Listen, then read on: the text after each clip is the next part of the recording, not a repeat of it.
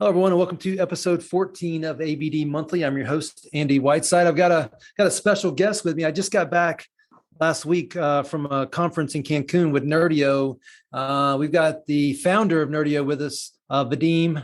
Vadim, I want to make sure I get your last name right. Oh, crud. Vadim, pronounce your last name for me. It's Vladimirskiy. Vladimirskiy. I have it on the Zoom, and I had it where I could put my mouse on it and read it. And when I hit share the screen or start the recording, it hit it. I couldn't get it disappeared on you. I know. Plus, it's a tough one to pronounce. So listen, I don't blame you. So sorry about that. So Vadim is with us. Vadim again founded Nerdio, which is from day one based on AVD, which became WVD, which is now AVD again. Vadim, just a quick overview of how that happened.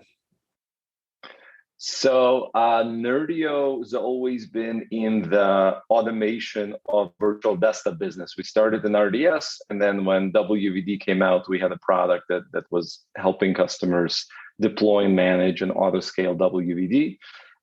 And as the world shut down at the beginning of 2020 and everyone went to work from home, we've really had the opportunity to work with lots of customers all over the world to really rev our product very quickly and build a lot of cool functionality to help customers that were doing large AVD deployments and small AVD deployments. So we've kind of evolved alongside Azure Virtual Desktop. We are a native Azure Virtual Desktop extension. We're not an alternative control plane to AVD. We sit on top of AVD and extend it with all sorts of enterprise functionality that I'm sure we'll talk about during our session here. All right, so I'm gonna catch you off guard here. You're like that Barbara Mandrell song. You're like, what is the Barbara Mandrell song? There's a country song from when I was a kid.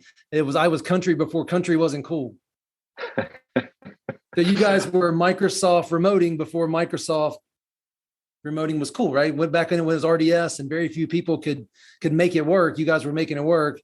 And then all of a sudden, Microsoft put its weight behind AVD, and well, you were just standing there waiting. That's right. Yeah, I guess that's a nice analogy. Yeah, we were doing RDS when it was really tough to do RDS, and you kind of have to hide that you were doing desktop virtualization from all the software vendors who, as soon as they saw virtualization, would say, "Oh, we don't support this kind of thing." But like you said, now that Microsoft's putting their weight behind it, it's a lot easier and it's a lot faster and it's a lot more fun than it was in the olden days. Yeah, we've talked a lot on this podcast about whether Microsoft's in it to win it here. And I don't know that they can win it, but with people like Nerdio, they can win a lot more of it than they used to win. We certainly hope so.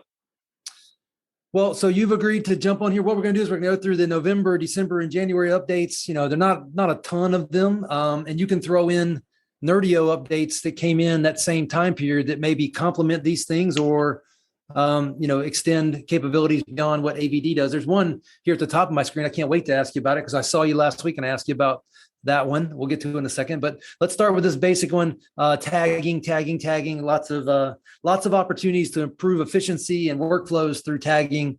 Looks like AVD has extended that capability. Yeah, so it's basically, like you said, tagging for things like cost attribution and chargeback purposes. Azure does a decent job reporting on tagging if you do a good job actually tagging things. So, I think this announcement is more about the documentation and best practices around tagging. It's actually a feature that we've been hearing from customers for well over a year, and we've had it in our product. Built in as an automation, probably for a year or so, maybe 9 months. And Nerdio Manager, because one of the things that it does is it dynamically creates and deletes resources and starts them and stops them and things like that. Tagging becomes really important because a lot of things are ephemeral, right? They don't exist indefinitely on a persistent basis.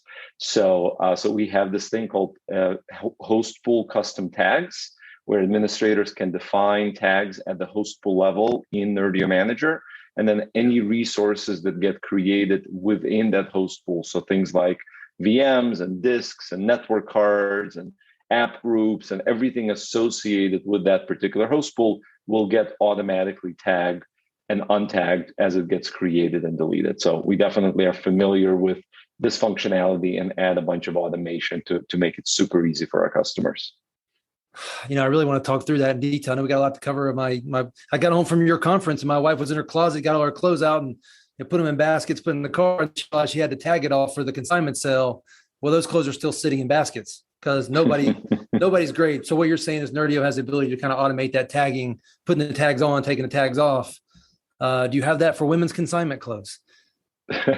Not yet. But if Microsoft extends Azure into that, maybe we'll build that out as well. So the next section talks about Azure Virtual Desktop Starter Kit for Power Automate. Any comments on that? Yeah, so also something that we do natively out of the box is provide REST APIs that can let customers' third-party products connect into Nerdio Manager and sort of do everything inside of it through API. And Power Automate is actually a fairly common platform that's used to connect to Nerdio Manager API for things like self-service portals, requesting new desktops. We have a very large customer deployment, probably 30 to 40,000 desktops that are using Power Automate extensively. They've basically created their own dashboard. Users can go in and reset their own sessions, do all kinds of self-service activities, all through Power Automate and using Nerdio Manager APIs. So I think this particular announcement is a subset of that functionality that's available natively. There's a starter kit that lets you plug in Power Automate into different aspects of AVD. Yeah. Hey, in a shop like that with the 30 and 40,000 desktops, do they have like a Power Automate team that kind of knows the general concepts and then they apply that to the desktop administration team, or how does that work? Yeah, it's actually surprisingly small team. I think the core kind of AVD architecture team is just a handful of people, and they've created all of this automation. And they do really cool things. They do things like, if someone turns off auto scaling on the host pool, then that host pool kind of goes into grace period for 24 hours, and then someone else gets a notification through Power Automate saying, hey, auto scale is off on this particular host pool. You should make sure that it's turned back on. Or if an image gets stale beyond a certain age, someone else gets notified that, hey, you got to go in and update your images. So I've been really impressed with what this particular team was able to accomplish. And again, a tiny team that's been able to do all of this. Right. Well, so again, I don't know if I said I did a good job of this, but we got January, December, November to go through. This talks about auto scale public preview. My guess is we may be hitting this again in a few minutes, but auto scale is a big part of what you guys do, right, for AVD? It's huge. Yeah, I think this feature we can talk about the entire time, plus a couple more episodes of this webinar. So I guess let me try to synthesize it into something very, very short. So auto scale has always been a very important and highly requested feature for AVD. Microsoft has always provided a set of scripts that can be deployed with Azure Automation and different. I'm blinking on the name, Power Apps, I believe, or whatever that Azure component that lets you run automations, and is able to power VMs on and off based on how many users per CPU are logged in at any given time. And what this preview is, it's basically putting a nice UI and getting it all integrated into the native Azure portal, allowing you to create scaling plans and schedules, and telling host pool when to ramp up in the morning, how to ramp down in the evening, and basically set the different thresholds. So it is kind of nice, and it's available natively now. In Nerdio Manager, one of the probably most important and first features we built was all about auto scaling. So we do everything that the built-in or the native auto scaling does, plus like 1,000% more in terms of we can do scaling for storage, we can do scaling based on utilization of the CPU, we can do scaling based on RAM, not just sessions, we can do scaling of personal host pools, scaling across different sovereign Azure clouds. So all kinds of really robust auto scaling that just extends what the native auto scaling is now capable of. Yeah. Well, and this even says public preview. So I guess I scrolled up just to see December, January. It wasn't full, gone live yet. But I guess if you're running Nerdio Manager, you can do all this and more already and have been for a while. That's right. That's right. Yeah, I don't think it's GA yet, but I'm sure it will be shortly. So this next topic I asked you about today when I saw you, I'm excited about this. Azure Stack HCI, the ability to run on-premises workloads in your data center, your partner's data center, anything other than public cloud, hyperscaler, Azure. What does this mean for the space?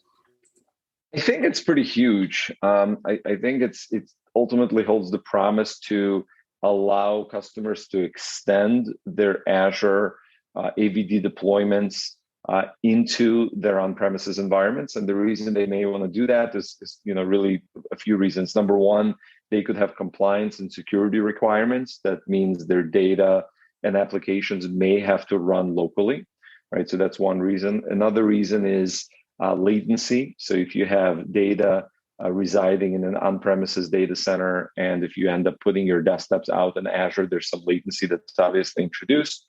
This helps with that. It allows you to run the desktops next to the data and the servers that are hosting it. So those are, I would say, the main drivers. The key thing to understand here is this is not a replacement for AVD, because the AVD, what they call front door services, so the ability to actually connect into the AVD service is still through Azure. So you're still going through Azure to authenticate, and then you're being redirected to a local VM that may be running on premises. Right. So conceptually, that's kind of what it's for. And I think there are going to be lots of use cases to have a public cloud deployment of virtual desktop side by side with an on-premises data center-based deployment of virtual desktop. Yeah, we do a ton of that today, where you're architecting a little bit of this and a little bit of that, and redundancy and data location type stuff. I do have a couple of questions for you on this, though. So this isn't really alternative for Azure Virtual Desktop. This is kind of the alternative for Windows Enterprise Desktop in Azure that allows you to still use AVD to broker and manage. It just can be on premises. You and I haven't said that in public here, but Windows Enterprise Desktop in Azure is really can be lots of things. Citrix can front end it, VMware can front end it. Nerdio can tie you into it via Azure Virtual Desktop. Yours is different, right? Yours is truly using Azure Virtual Desktop. The other guys are really just brokering you to enterprise desktops in Azure. Yeah, that's right. So I mean, at the core of I guess all flavors of AVD is the Windows 10 Enterprise, Windows 11 Enterprise operating system, whether single session or multi-session. And then the question is, well, what's that control plane that sits on top of it? Is it native AVD, which is Microsoft provided? Is it the Citrix Cloud? Is it Horizon Cloud? Those are all alternatives. Nerdio doesn't do anything in the control plane space. We plug in and use the native AVD control plane, and we just add that management and all the scaling functionality into the native stack. And as you pointed out, it really doesn't matter where the actual VM that's running Windows 10 or Windows 11 runs. It ties back into whichever control plane you're using. Now, up until Azure Stack HCI support, the only place you can run Windows 10 multi-session, which is what makes AVD really interesting because it gives you, kind of a better cost profile on a per user basis, was Azure. You had to be running it on Azure gear in Microsoft's data centers. And that's the only place that legally, from a licensing perspective, you could use that operating system. With Azure Stack HCI, we're now told, hey, we don't really care where that VM runs, as long as it's either in Azure, right, and Microsoft or owned gear, or customer owned gear, but it's running through the Azure Stack HCI, which is kind of the hypervisor level that is tied into the Azure cloud for management purposes. So, Vadim, I've never had anybody like, oh, that was going to be the next question. What about multi-session? What about multi-session? Nobody can ever answer that one for me. You proactively brought it up. So Azure Stack HCI is going to allow me to have multi-session running somewhere other than Microsoft's data center. You got it. That's awesome. That's big. That's huge. All right. Well, that kind of wraps up November, and we have 2 more months to go. My wife's texting me. I'm late for picking up my son. No big deal. It's Monday at 5:30. Still podcasting. Azure Virtual Desktop price calculator. I know, you and I have talked a bunch of times, or a couple times, around what Nerdio really does, and if all you ever do is help customers improve efficiency and save money, it looks like Microsoft gets this right. They continue to add calculators. Does that help Nerdio show your value even more? I don't think it has maybe a direct impact on us. This is more helping customers budget for a AVD deployment. And in the past, there were certain limitations on the Azure calculator side of things. Like you had to have at least 100 users in order to really run an estimate. It looks like now they've reduced that. We have calculator tools as well that lets you budget it. But what's really also important is not only to budget before you deploy, but actually measure and compare to what you budgeted to what the actual cost is. So in Nerdio Manager, as soon as you create a host pool and you set up all your different scaling parameters, it will tell you, hey, your cost of Azure Compute and Storage is going to be between X and Y. It's going to give you the minimum and the maximum as the range. And then after about a week or so of operation, it will measure on a per host pool basis, roll it up to a workspace, and even roll it up to your entire environment and tell you, hey, here's how much you're spending in aggregate. Here's how much you're saving through auto scaling. And here are your per user costs. Here's what a monthly active user costs you. Here's what a concurrent user costs you. Here's what a named user costs you. So you can, run an estimate and then, 3 months later, look back and see like, hey, am I within the range that I expected? Am I out of that range? And adjust accordingly. So all of that is part of our product. And there's really two areas, right? There's multi-session, which is almost a no-brainer, at least get 2 sessions per VM. And then there's the ability to optimize and manage the machines themselves, make sure they're off when they're supposed to be off, deprovision parts of them when they shouldn't be in use. There's 2 ways really to try to make Azure make sense versus just buying some gear and CapEx in and sticking it somewhere. Yeah, that's right.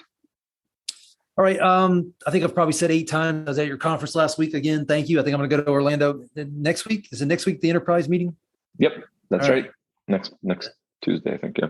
You're making my wife not so happy with me, but I got stuff to do.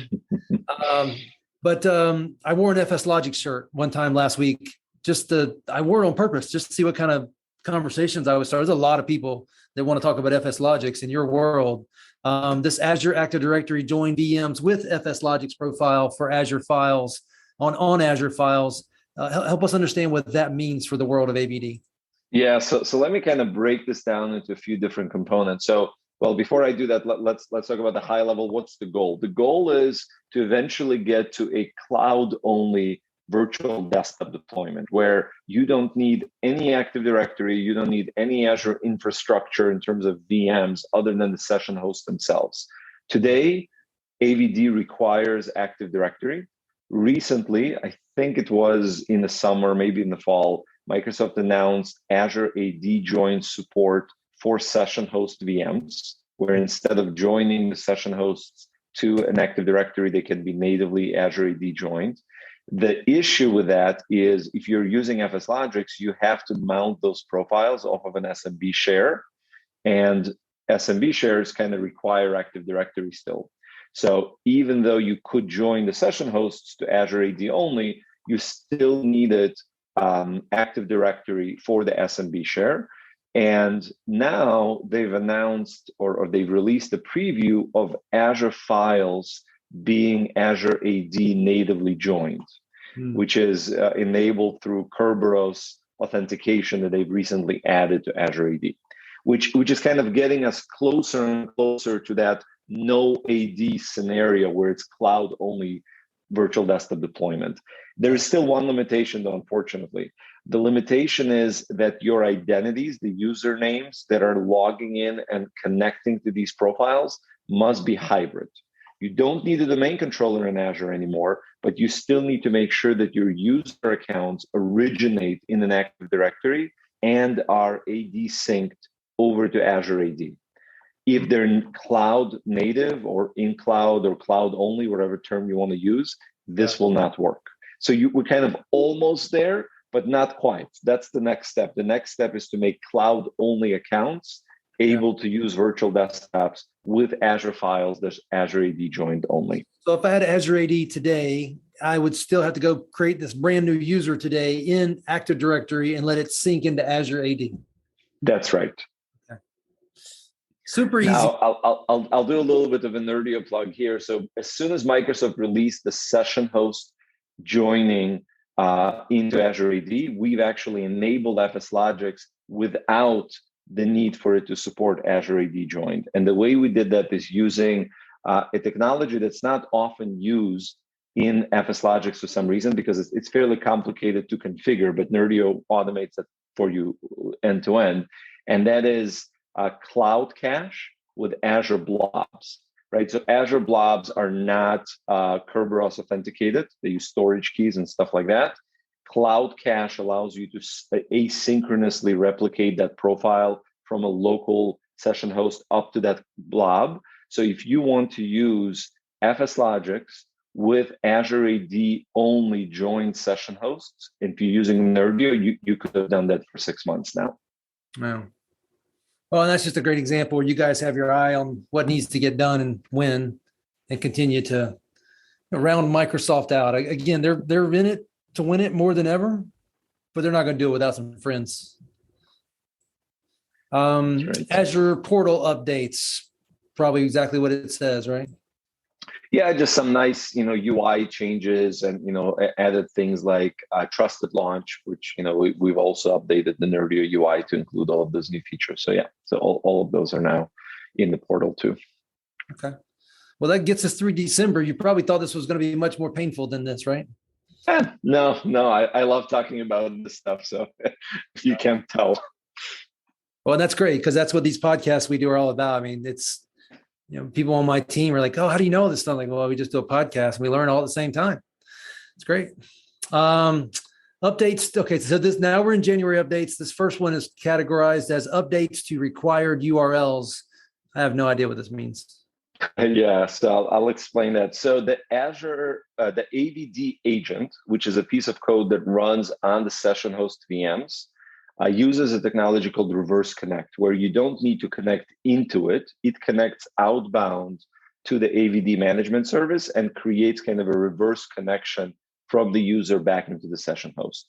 In order for that agent to communicate with the management service, there is a whole long list of URLs that must be available. It must be able to get health information and have HTTPS open, all kinds of requirements that need to be fulfilled for this reverse connect feature to work. If the ports are not open, users may not be able to connect or may not be able to connect completely.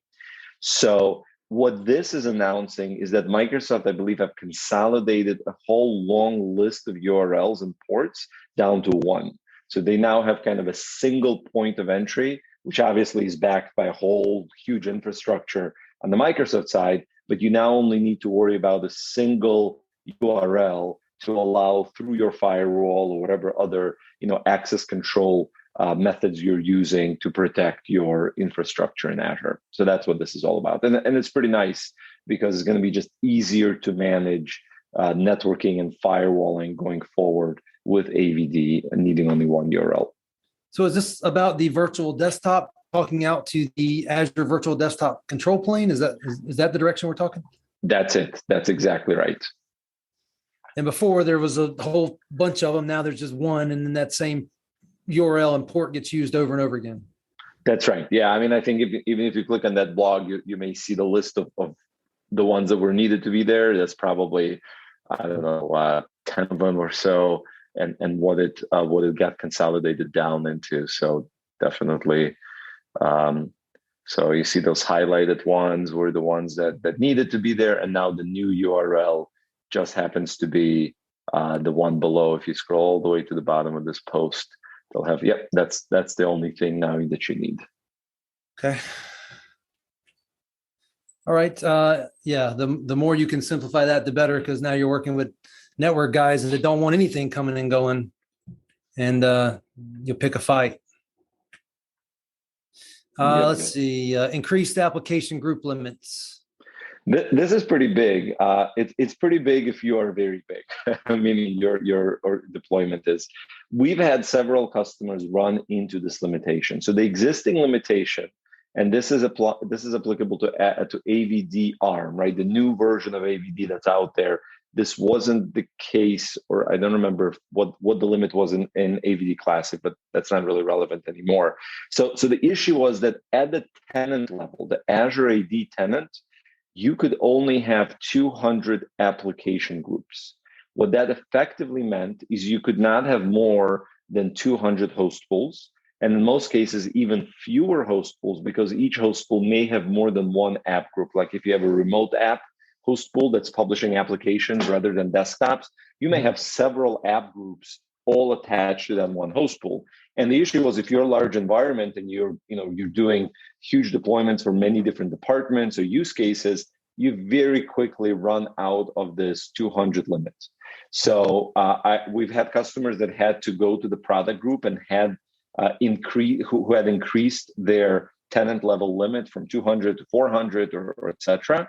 And now it looks like they've just lifted that limit from 2 to 5, which effectively increases by what is that, 150% the size of the number of host pools in a tenant, right? And the tenant is not something you can scale across, right? It's your Azure AD tenant. You can't have more than one.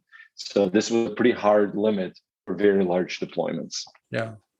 Quick opportunity maybe for you to talk about Nerdio. I get maybe this isn't something you guys can fix, but did you guys help that customer go to Microsoft to make a case for this, or how did that work? We did actually. We were the ones who kind of got the product group involved. You may know this, but we work very closely with that team. We have very regular meetings and cadence and updates and kind of roadmap sharing with them.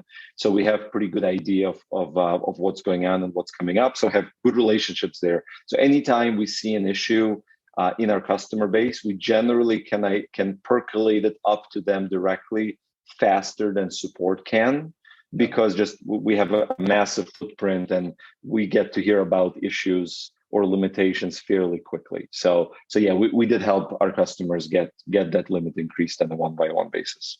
Well, and I know Nerdio is not that expensive, but that alone could pay for itself. Just having that additional friend to go, get in that fight with could be very valuable. All right, migration tool now generally available. Migrating from Classic to ARM. What are we talking about here? Yeah, so it's an interesting one. So you'll remember when WVD launched in October of 2019, they used to call it fall release, and later that became known as WVD Classic. It was a completely different architecture. It wasn't integrated into the Azure portal. It wasn't using the ARM model that it is using now. And then I think in June or May or something of 2020, Microsoft released what they call the spring update, the spring 2020 update, which is now known just as AVD. And the challenge is that lots of customers, especially because it was COVID, deployed WVD Classic and sort of had this legacy deployment and the new deployment, and all of Microsoft investments are going into the new deployment, like auto scaling, for instance, that's only available for AVD ARM. Azure AD Join is only available for the new version. So like the classic one, as the name implies, is just sort of there for maintenance, but it's not really being enhanced very rapidly. We supported Classic in our products from day one. When AVD ARM came out, we supported both of them side by side, and we created a very seamless migration process where you can literally take your host pools on a one-by-one basis and have Nerdio just migrate everything, including user assignments and VMs and agents and all of that thing automatically. And it looks like it's now, January 2022. So now Microsoft has a native PowerShell command that can do some of that, which Nerdio Manager, I think, had for probably a year and a half now. Yeah, that begs the question. I mean, you guys are just running out front of Microsoft. They do something, you do something, they eventually do it. I almost think it's like the guy in math class is copying your paper. I guess you could argue that, hey, eventually Microsoft does enough where Nerdio is not needed. But I mean, if you were to give people just a vision of how long that could be, like, is it in infinity, or is it like I guess it's a good question. Let me turn it back to you and say, do you envision a world where customers will all of a sudden say, you know what we have is great and we don't need anything else. Like it's just perfect the way it is, Yeah. and it can't be improved upon. Well, Obviously that's rhetorical. I've had that question. I've talked about digital transformation multiple times a day, maybe 5 times with people. And my thing that I tell people, I was telling my own financial advisor a while ago, we're putting money in tech stocks, and this is never going to end. It's not going to end in our lifetime. I don't know what world it does in, but it's not going to end in our lifetime. Agreed. So I think that the truth of the matter is customers will always want things to improve, and we've built our model and we've tuned their entire organization to spend a tremendous amount of time with customers, understanding what their pain points are and figuring out where the inefficiencies are and what can be better. And it's not that Microsoft realized, hey, Nerdio has a migration tool, we need a migration tool. That's not the case at all. They were getting the same feedback from the same customers who needed a migration tool. It's an obvious example of what's needed.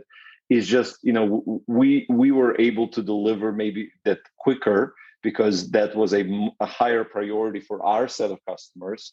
Yeah. And I think that's gonna continue in perpetuity. We're gonna be working with customers and partners, and they're going to tell us, hey, it would be nice if we could do X, Y, and Z. And we have a huge roadmap of things like that we're just building against, and they're all customer driven. So I don't think there's ever a time when there is nothing for us to add that customers can find value in. Yeah, you think about going back 10 years or so and thinking about how slow we moved in. If you go ahead 10 years from now, they're going to think about how slow we move now. It's hard to believe, but it has to happen. Moore's law will kick in and it'll be faster and better no matter what. We can't stop it. For sure. I had a really good question I was going to ask you as it relates to your business. It'll come back to me in a second. All right. So we're all big fans of FS Logics around here. What's the latest thing FS Logics is doing that solves problems that enable people to go to the desktop in the cloud? I'll be honest with you. I have not looked at the release notes of the public preview. I generally start paying attention really when it becomes GA. But usually it's, security updates or bug fixes that are most interesting. Looks like it's a long list of changes here, as we can see up on the screen, but lots of bug fixes apparently are in here as well. Yeah. Well, and FS Logics is such a critical component of any multi-session deployment that it is just important. Like we just spoke about, there's always room to improve, make it faster, make it more efficient, make it smaller. We have technologies built into Nerdio Manager that can manage the storage aspect of the profiles, right? So FS Logics is the containerization solution. Then you're using either Azure Files or Azure NetApp Files to store those containers. Those containers tend to grow, they don't shrink.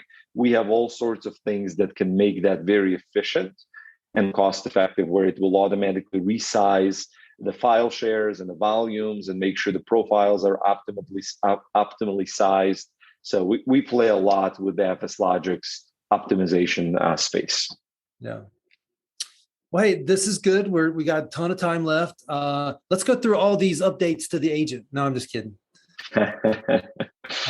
People have to look at the monthly release for that. So, Vadim, what would you want people to know, in addition to what we talked about so far, about what Nerdio does in this space? I'll throw this out there. The opportunity for people to use Nerdio Manager in the enterprise so that they don't need managed service providers like XenTegra. They might want to work with XenTegra from a consulting perspective, but that's been the thing that's been most enlightening for me, is seeing what you guys are doing to enable customers who couldn't do Azure Virtual Desktop by themselves, but with a little help from someone like you and someone like us, all of a sudden it becomes a real player for them. Definitely. I mean, let me describe it this way. So we have a couple of kind of ideal customers. On the one hand, it's a customer that just has a tremendously large and complex and expansive deployment of AVD. And in order to manage that with native tools, you need a huge team of people with lots of expertise. They're in high demand. Attracting and retaining them is a challenge. And Nerdio basically comes in and provides all of that knowledge and expertise in software in a very easy to use, kind of automated, simplified way of managing very large and complex environments. As a matter of fact, our best customers are the ones who've tried to do AVD native.